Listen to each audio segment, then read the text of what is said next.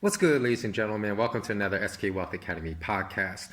So today I wanted to give you some of the facts versus the myths of the coronavirus, given that I reside in Asia and that I spoke to a couple of my friends living in Canada, the United States, and in France that told me really no one is worried about coronavirus in the Western world.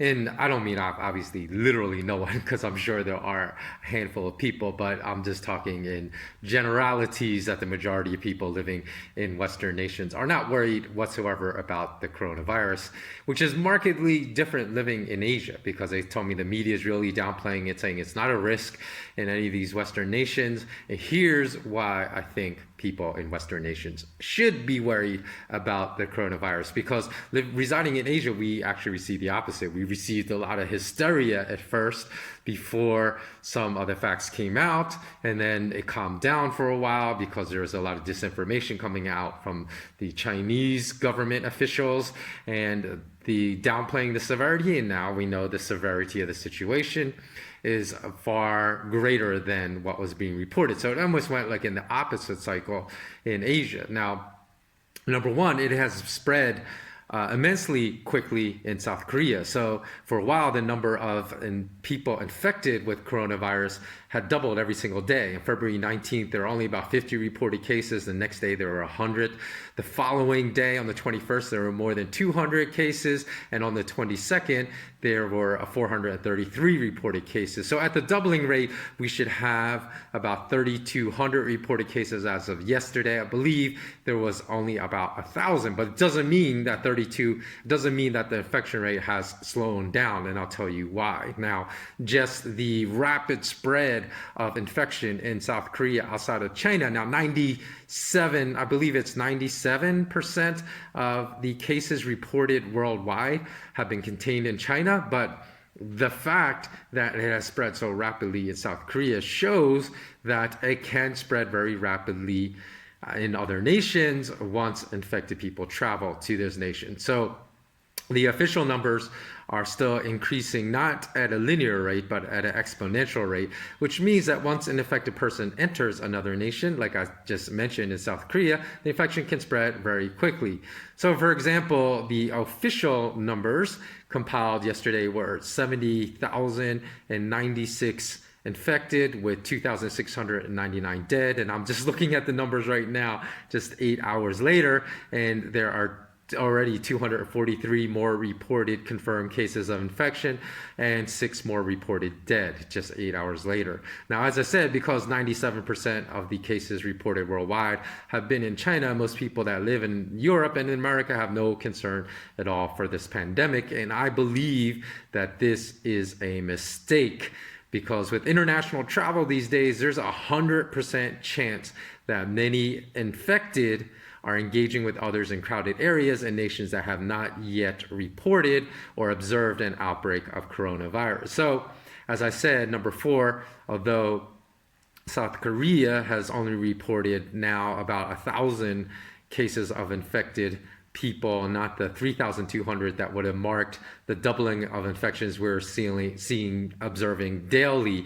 Again, it does not mean that the numbers are not much higher, because the official reporting about infections and death is not credible. And now we'll go into the reasons, besides government officials just wanting to protect their reputation and to stay in power and be seen as in control, like we have this pandemic under control. That's one of the reasons. But there's also another reason, which is the asymptomatic nature of people that are infected, which I will review. So to begin, if you trust governments information about this pandemic, it will turn out to be dangerous to your health.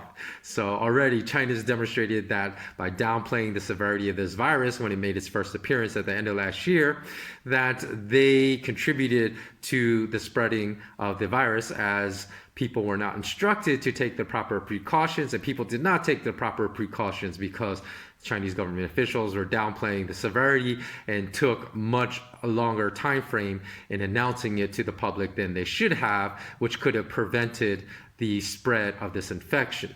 Now, I'm not saying it would have obviously stopped it in its tracks, but it could have prevented, given that the infection rate is spreading at an exponential rate, if it was really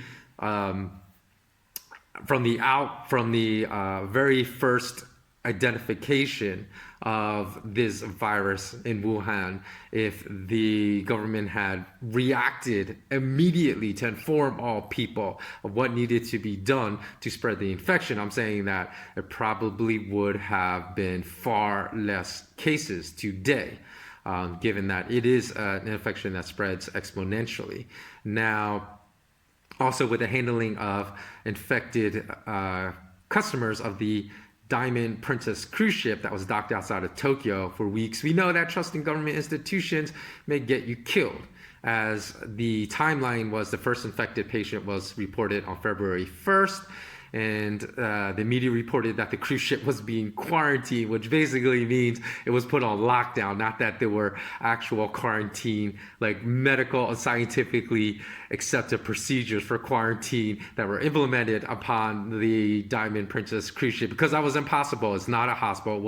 It wasn't equipped with the necessary equipment to really separate and quarantine infected passengers from everyone else. So what they did was, by locking everyone down, they just basically contributed to a higher infection rate than was necessary. And those cruise ship passengers were just forced to stay locked down on this big petri dish of infection for days and days and days upon end. So whereas the initial infection maybe could possibly, I don't just speculate, could have possibly been capped at 10, 20, or 30 people, because the Japanese government forced people to be infected by staying aboard what was basically a petri dish that was the perfect breeder and spreader of this virus. At least 550 to 600 people were infected, which amounted, there were only 3,600 passengers. That amounted to an incredibly high infection rate of 1 out of every 6 people, 6 passengers on that cruise ship. And again, this proves exactly how deadly this virus is and how quickly it can spread. And imagine now if there were infected people, a handful of asymptomatic infected, actively bandying around very concentrated, densely populated urban cities, how quickly that infection could spread as well. And furthermore, no one really knows the final infected rate from the ship, because asymptomatic infected passengers could have left the ship after the Japanese government lifted the lockdown, and the Japanese government insisted that they handled the case correctly, which again is a reason never to trust your government, because it's ridiculous. They handled that situation, even just from a common sense person. I mean, I know I have a background in neurobiology because that was my major in university, but even for those that did not study the transmission of viruses and biology at a molecular level like I did in college, like, common sense would tell you that the government effed up in that situation by forcing passengers to stay aboard the Diamond Princess cruise line. And you're like, oh, we handled it perfectly and we did everything properly by the book, which is a total bunch of rubbish.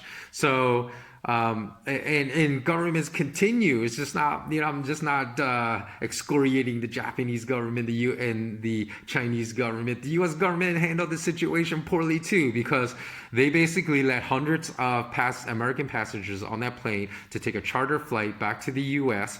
because they were shown to be asymptomatic for 14 days. Why this was terrible was that they may have allowed people that were not infected to get on a contained vehicle, a commercial airline flight, and then become infected on the flight home to the United States. Because as we know, that flight home is what?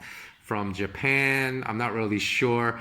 I have taken a direct flight from Los Angeles to Narita Airport in Tokyo before, and I think it was about 17-hour flight. So that's a long time to be in an enclosed space with infected people breathing the same air. So the reason why it was dangerous for the American government to allow this was because they let patients that had shown no symptoms for 14 days take flights with hundreds of other people that might not have been infected. So the longest asymptomatic incubation period of the virus, and when I say asymptomatic, that means people showing no signs of being sick, thus far reported in China has been 27 days. And again, the mainstream media has been horrible, because even the world's largest media distribution channels like Reuters, the Globe in the UK, the New York Post, and so on, they all have been using the indeterminate word could, when this has already been established as a fact. So they've been saying, well, the incubation period, their headlines have been reading, incubation period for coronavirus could be as long as 27 days. No, it's not that it could be, it is at least 27 days. It's like reporting 2 plus 2 could be 4 instead of reporting 2 plus 2 is 4. And the incubation period of the virus is known to be at least 27 days and could possibly even be longer, because the government officials of the China's Hubei province, which includes the city of Wuhan, reported that a 70-year-old man showed no symptoms for 27 days after he was infected. So that's a long, and I'm assuming that they put this elderly man in proper quarantine procedure. So he was isolated, showed no symptoms, isolated for someone else, so there's no way over those 27 days he could have caught it from anyone else, and then became symptomatic.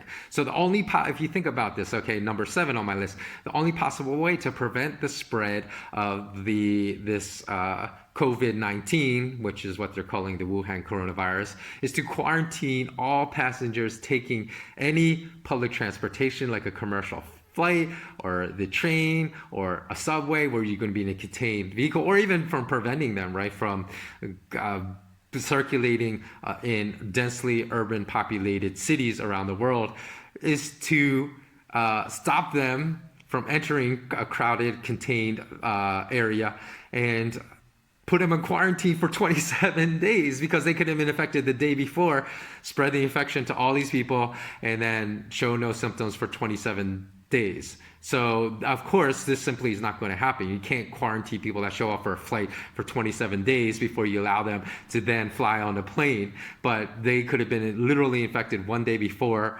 then show no signs, and then go on a plane and then spread the infection to many people on a plane, a train, a subway, a densely populated event in the urban area. So that's why the Americans that were allowed to fly home on that charter flight from the Diamond Princess cruise ship, that some were later revealed to have been infected while on the flight, meaning the knowledge came because test results came back and showed, hey, you were infected. So it was idiotic to allow these people hundreds of people to be on the same charter flight. They should have been quarantined after being released from the Diamond Princess cruise ship for 27 days before then being allowed to all be on the same flight. So the only good thing, number 8, about the 2020 Olympics in Tokyo perhaps being canceled, although that's going to, it's going to crush a tremendous economic lift to Tokyo. So it's a bad thing from a financial standpoint, but the only good thing is for the athletes that were planning to go, because maybe now they won't be radiated by the fallout from the Fukushima nuclear plant explosion that happened in 2011. Now, I know just as of a few years ago that there were soil samples taken in Tokyo that was being covered up by the Japanese government again, that showed high levels of radiation that was well beyond the safety levels of radiation exposure for human beings. So they were actually, and you can go read, this is a whole topic for a whole nother video, but this was not reported by the mainstream media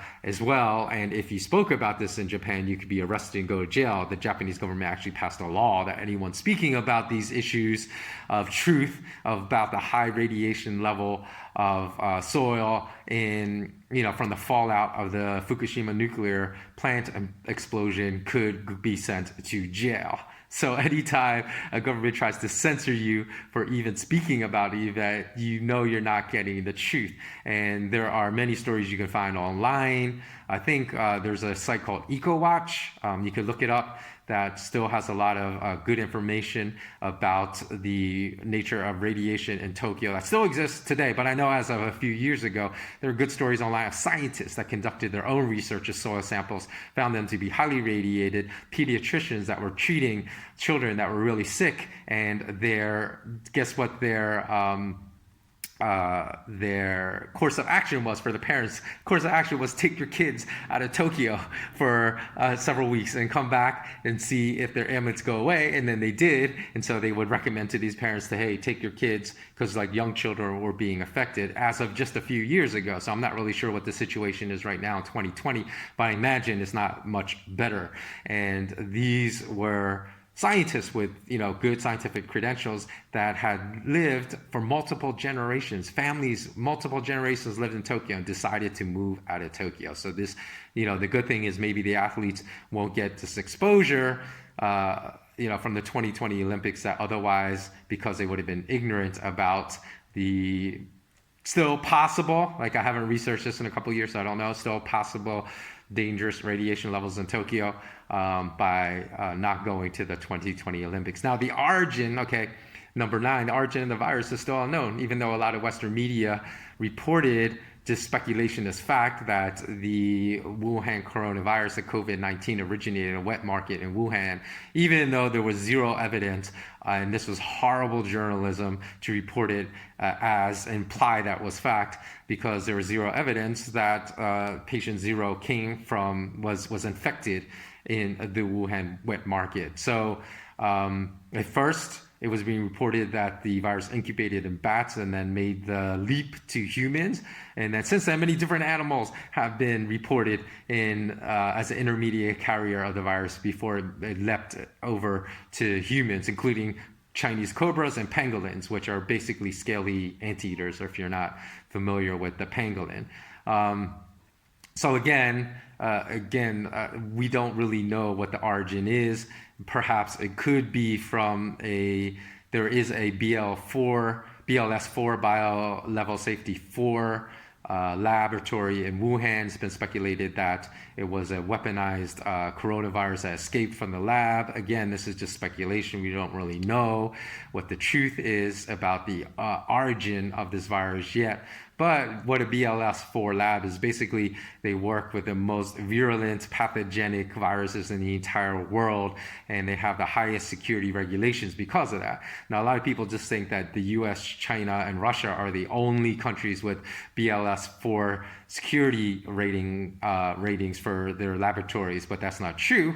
Because there are BLS4 labs in Argentina, Austria, France, Australia, Brazil, Canada, India, Italy, Japan, Hungary, South Africa, Sweden, Switzerland, the UK, and South Korea, in addition to the US, Russia, and China. So these nations all have BLS4 labs. Now, if it turns out that there is indisputable evidence in the future that this virus escaped, and I think this would be something like an accident that happened if it did originate in a BLS4 lab. Now, the scientists that worked on weaponizing this coronavirus, they should all be arrested, prosecuted, and sent to jail for life with no chance of parole, or sent to prison, because I think there's a difference between, I think jail is like before sentencing, and prison is the term used for where you go after sentencing. So they should be sent to prison with no chance of parole for life, because these group of scientists that work on weaponizing viruses to kill human beings are the worst type of human beings on planet Earth. So they should definitely be punished and not be allowed to walk free if it's proven in the future. Now, number 11, what about masks? Well, masks are only effective, especially the surgical mask, if you basically get a custom-made mask, because a lot of people don't realize surgeons have a custom-made mask, so the seal is perfect because it fits the contours of their face, and they're custom made. So if you buy an off-the-shelf surgical mask is really not going to work as far as stopping the transmission of the virus. So a lot of people don't know that. As far as the N95 mask, that's supposed to stop transmission of viruses going through the mask. Again, you would need a perfect seal for them to really be effective. And even then, they're only effective in short time frames, so they might not even be that effective if you are going to be, say, like on a commercial airline flight for like a long period of time, breathing the same circulated air, even though I believe circulated air on airplanes have filters. So perhaps your radius of infections only maybe like 2 rows ahead of you, 2 rows behind you, and several seats to your left and right. But even then, that's not a foolproof method of stopping transmission of the virus. So, there's a lot of myths about how effective people believe those masks are. And finally, I'm going to wrap this video up. You can go to my YouTube channel, SK Wealth Academy 2, watch some of my videos, because I've been talking about a lot of the ways that the coronavirus has impacted global financial markets well before anyone else in the entire world spoke about it. So I reported the news well before any type of mainstream media channel reported. In fact, back on January 28th, I said the coronavirus would be the pin that popped the stock market bubble. And as we know, on February 24th and February 25th, which was approximately 27, 28 days later after I published that article, the US Dow Jones Industrial Average Index dropped 2,000 points, and the S&P 500 has collapsed by 7.8% in just 3 days. So it looks like it might be the pin, like as I speculated, that pop, because that even those huge drops are not really as big drops that are merited by the bubble of everything that central bankers created by their easy money, cheap credit policy since 2008. So I'm really seeking a much bigger drop in the US stock market indexes as a result of that bubble of everything popping. So this could be just the start of a much bigger drop in the US stock market. So again, you can go to my new site at malamalama.com/WordPress, and you can find all those articles in which I predicted things that happened much earlier than the mainstream media. And lastly, I want to give thanks to all my patrons as well. And I will be posting like a sneak peek into my Patreon only content, in which I deliver 3 to 5 short videos to my patrons every week, as well as 2 podcasts every month, speaking about issues of finance, investing, wealth building, investment opportunities, of which I've given a handful that performed tremendously well recently.